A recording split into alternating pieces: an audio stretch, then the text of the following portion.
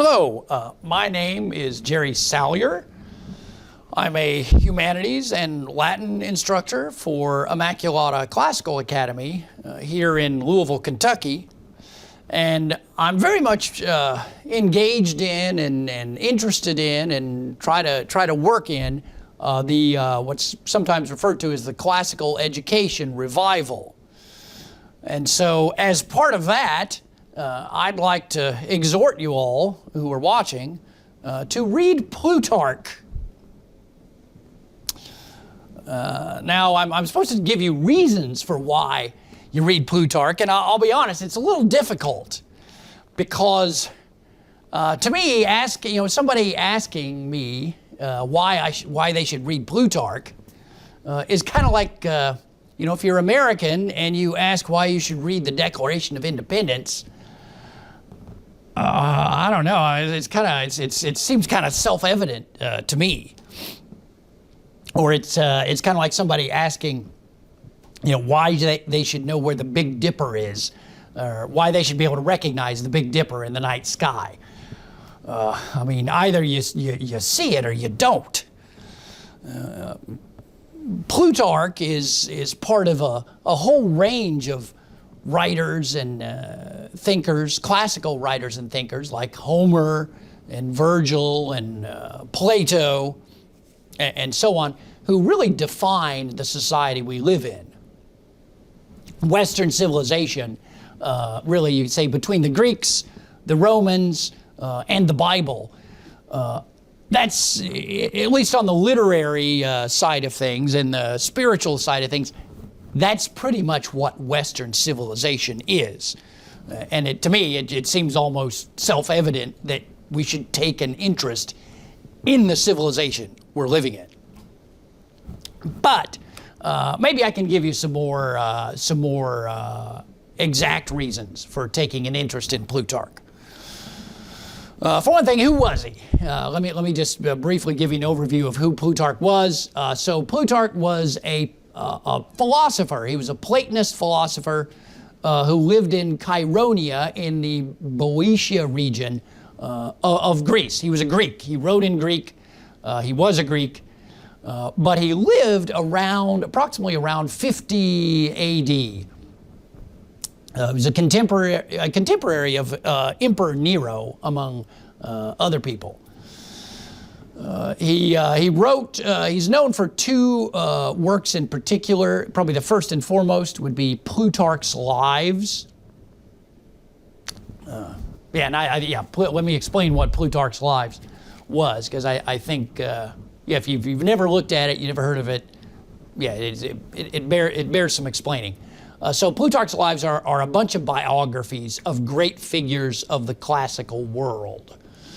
But they're arranged in a very unusual and very particular format. What Plutarch does is he takes a famous Greek, and then he writes a biography about this famous Greek.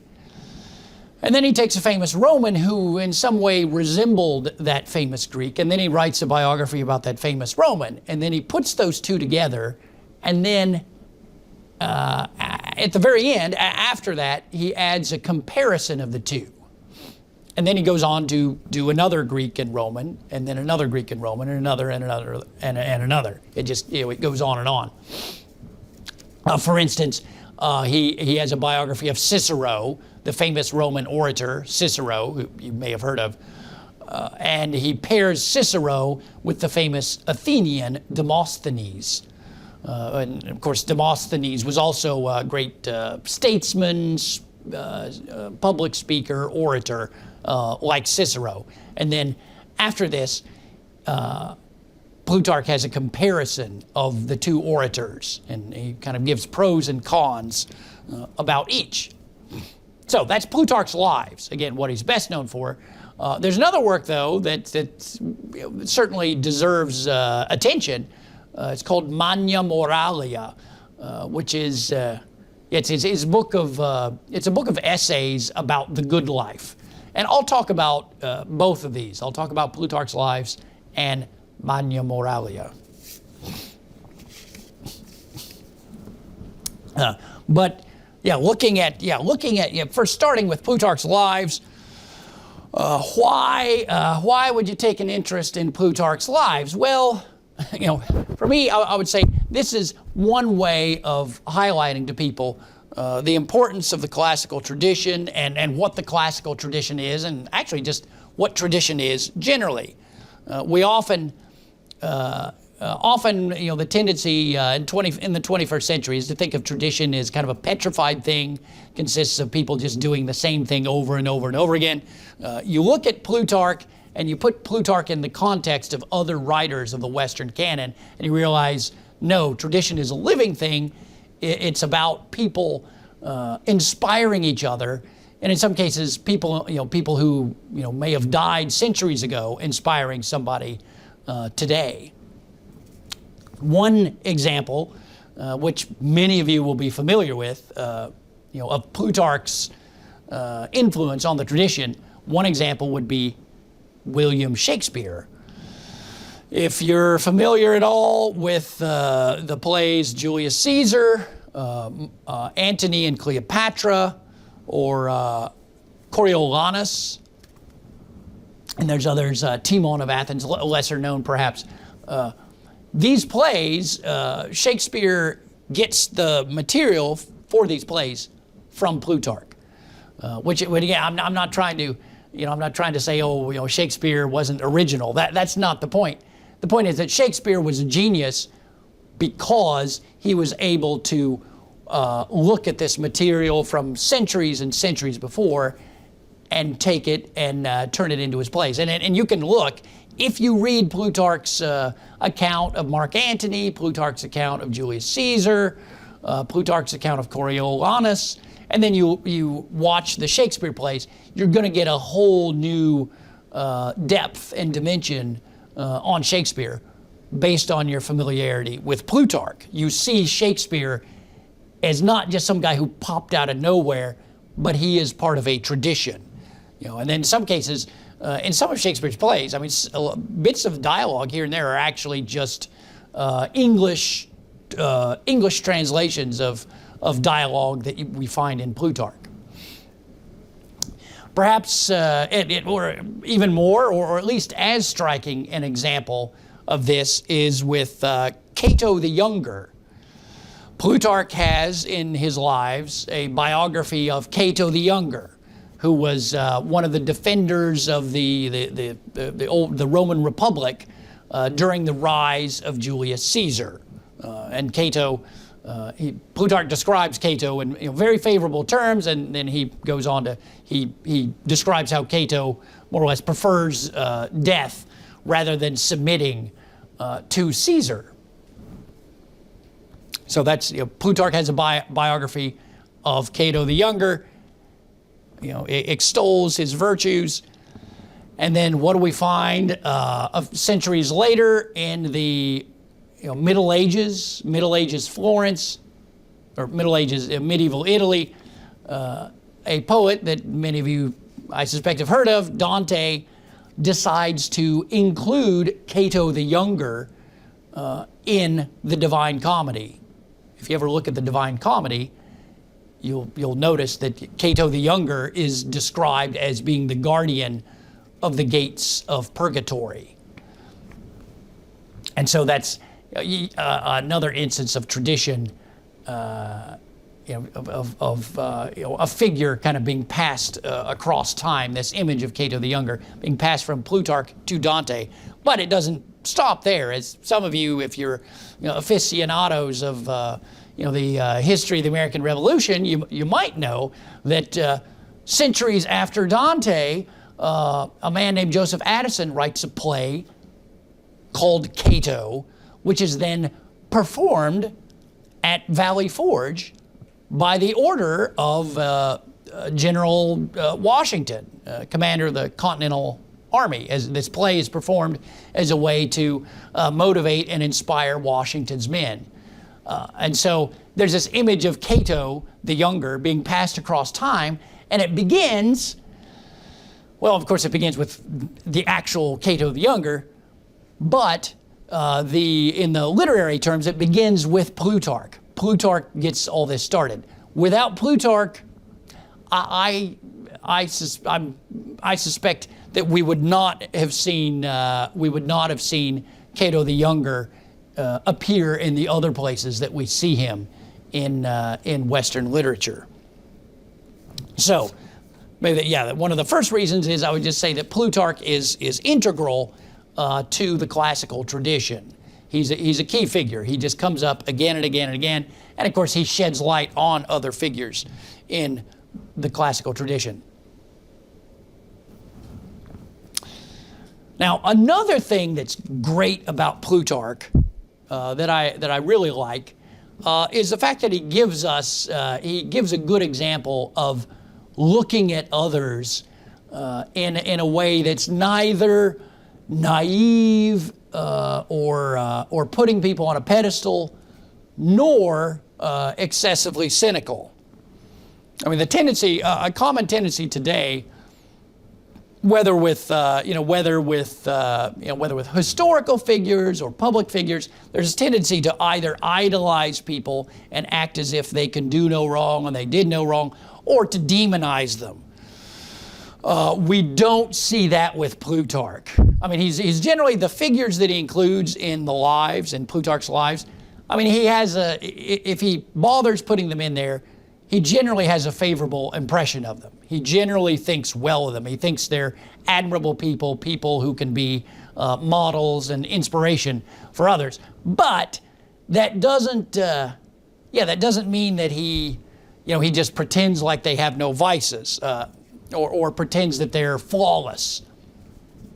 And probably the best example of this well-rounded and nuanced view of character is his treatment of Alexander the Great, who is, just as a side, Alexander is paired with, if you want to guess, Julius Caesar.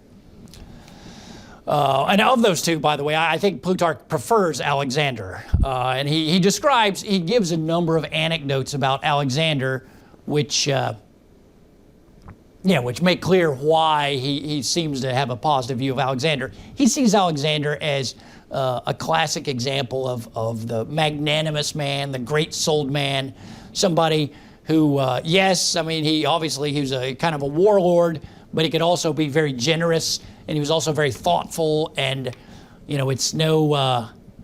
Alexander is supposedly the first person to travel in a bathysphere down to the underwater. And there's a reason for that. So there's something about Alexander that Plutarch finds very appealing, but he does mention, in particular, he mentions one, actually this is this is the main thing that he mentions that's negative about Alexander. He mentions on one occasion, apparently Alexander he negotiated with the Persian army that he was fighting with for safe passage, and then he had them massacred. When they were vulnerable, he launched an attack against them and massacred them. And what's striking is Plutarch does not try to explain this away. He doesn't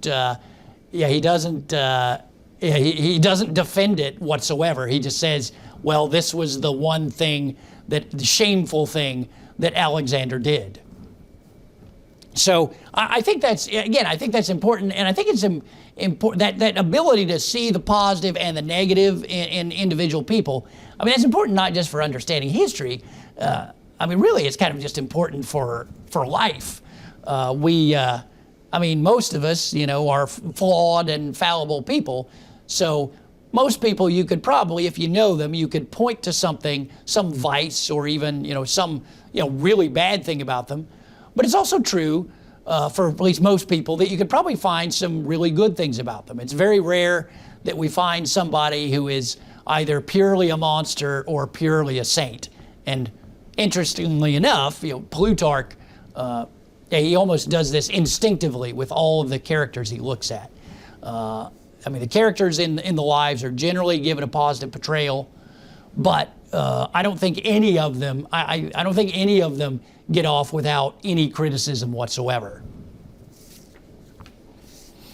So he takes a positive view of human beings, but it's also at the same time realistic. So those are a few points. Another point that I would bring up is just the way in which the periods that Plutarch looks at in history probably could shed some light on our present day. Today people are anxious about a lot of things, regardless of where they fall on the political spectrum. People have their anxieties, things are changing, in American life is changing, and there's all various factions struggling with each other. And I'm not saying that, reading Plutarch's Lives will give us some sort of secret decoder ring or some secret key for explaining everything that's happening right now. But it is worth realizing that a lot of this stuff has actually happened before. There's nothing new under the sun, as they say. For instance, we could probably find some relevance in Plutarch's account of the Roman Republic's transformation into an empire. And this is a period that is often, if people are aware of it at all, they're probably just aware of the Julius Caesar dimension. Caesar and Crassus and Pompey, who are all treated in Plutarch's Lives.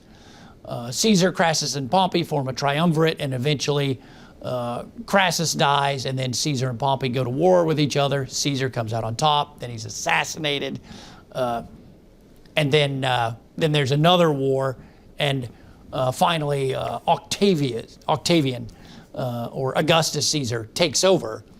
But there's actually even more to it than that. Before all that, before the rise of Caesar, there was the civil war between Marius and Sulla, just the previous generation, really. And there were the Gracchi brothers as well, who were tribunes of the people, agrarians, reformers, who, at one point, there's one episode in particular wherein one of the brothers takes refuge in a Roman temple. And historically, traditionally, if you took sanctuary in a temple, that was holy, that was sacred. Nobody would mess with you, because it's holy. Well, it just so happens this fellow takes refuge in the temple. Mob is after him. The mob goes right into the temple, drags him out, and bludgeons him to death. So what we see here is, for the Romans living at this time, you probably could have said, well, no, we don't violate the sanctuary of the temple. Well, apparently now we do. And I would say, this is something as in 21st century Americans, we kind of get the same feeling like, oh, it used to be, we didn't do this, or this. Well, that looks like that's what's happening. And so looking at the Roman republics, the sort of the agony of the Roman Republic, I think could probably shed light on our own situation. And likewise, it's not just Rome. Plutarch's account of Pericles in the Lives is also it's very powerful, and it shows Pericles, the ruler of Athens. He's running Athens when it's at the height of its glory, and he does a lot of great things. He does a lot of public works. He promotes architecture, and so on. But the Athenians become overconfident. They wind up establishing this huge democratic empire, and which eventually comes crashing down. So there's kind of a lesson of hubris in there as well. And it just seems to me that's, again, not that you can make a one-to-one correlation between then and now, but it's something that should be in the back of our minds, in our consciousness, as we look at our own world today. All right, I've talked about the classical tradition, how Plutarch fits into it. I've talked about his very magnanimous yet realistic view of human beings, of other people, and I've also talked about the way in which Plutarch can shed light on current events, on our own lives today, or maybe conclude by talking about Magnum Moralia, these various essays, which are really about seeking the good life. As I said, Plutarch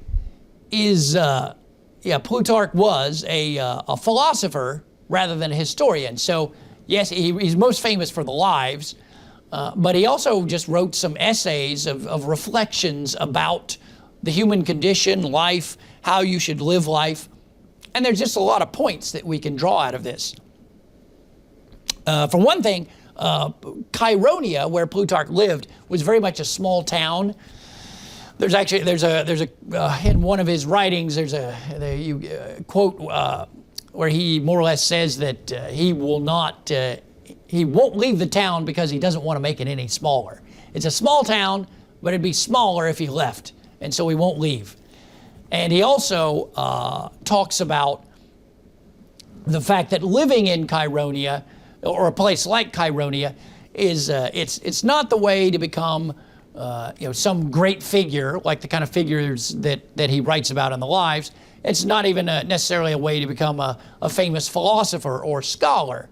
But he says, regardless of where you are, even if you're in a small town in what we would today call the boondocks, Plutarch says you can still be a good neighbor. You can still take part in the life of your town. You can still be a good member of your family.